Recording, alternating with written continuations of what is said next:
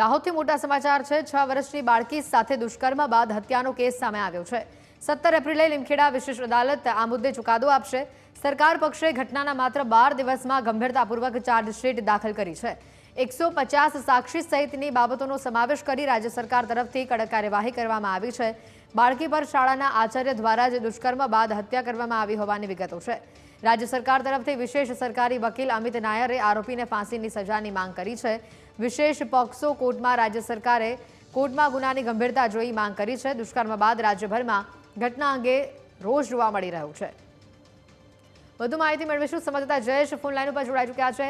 જયેશ, જે પ્રકારની આખી આ ઘટના સામે આવી છે, પોલીસ દ્વારા કડક કાર્યવાહી કરવામાં આવી રહી છે। સરકાર પક્ષે પણ ઘટનાના 12 દિવસમાં જ ગંભીરતાપૂર્વક ચાર્જશીટ દાખલ કરી છે। અપડેટ શું આવી રહી છે સામે? પરિવાર શું કહી રહ્યો છે?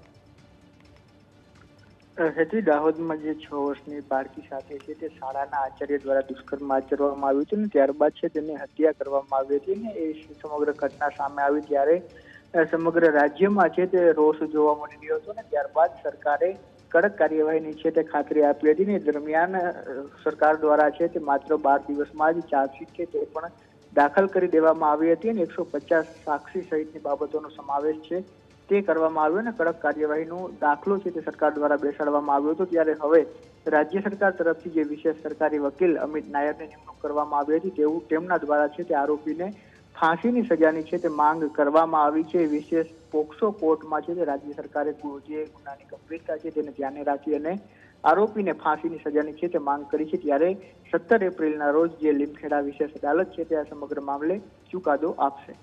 બિલકુલ, આભાર માહિતી બદલ જયેશ।